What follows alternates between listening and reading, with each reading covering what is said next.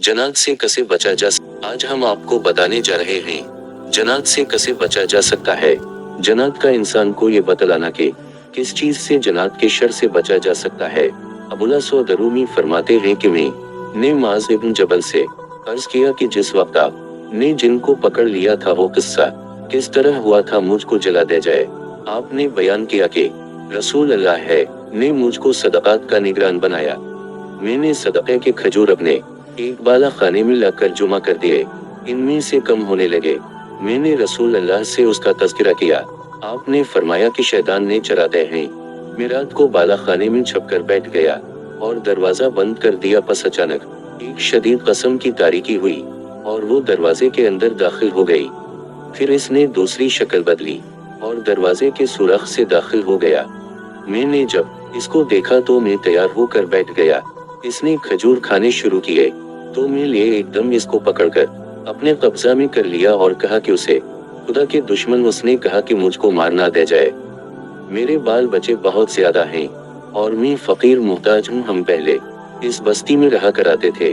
जब तुम्हारे साहब मुराद हुजूर रसूल बनाकर भेजे गए, हमको यहाँ से भगा दिया गया और मैं अब नसीबीन में रहता हूँ। आइंदा हरगज नहीं आऊंगा। आप मुझको छोड़ दिया। मैंने उसको छोड़ दिया। हजरत जबराइल ने यह किस्सा हुजूर को सुना दिया। जब मैं वापस आया तो हुजूर अलिफ ने वाव वक्सा दुराया और मुझे पूछा कि तेरा कैदी किया हुआ। मैंने आपको बतला दिया कि वो माजरत करके लगा। मैंने छोड़ दिया और वो वादा करके चला गया है कि आइंदा नहीं आएगा।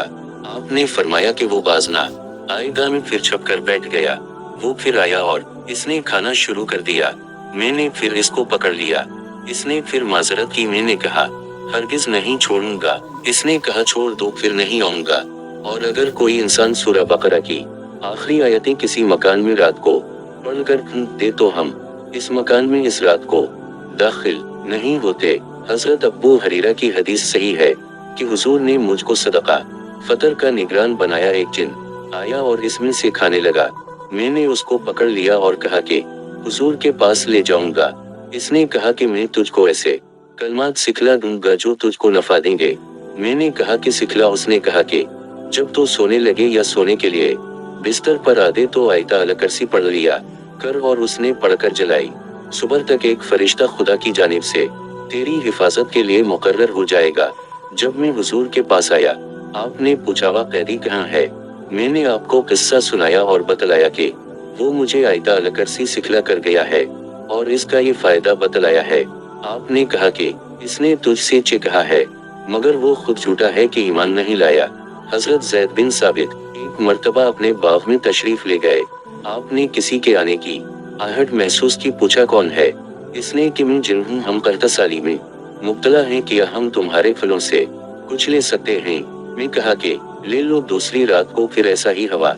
इसने कहा मैं जिन हूँ, कहतसाली में मुब्तला हूँ, तुम्हारे फल ले सकता हूँ। मैंने कहा ले लो। फिर मैंने इससे दरियाफ्त किया कि हम तुम्हारे शरे की तरह बच सकते हैं। इसने कहा कि आयत अल कुर्सी पढ़ लिया करो। हबीब जियारत फरमाते हैं कि मैं शहर हलवान के सराय खाना में तन्हा था तो शैतान आए।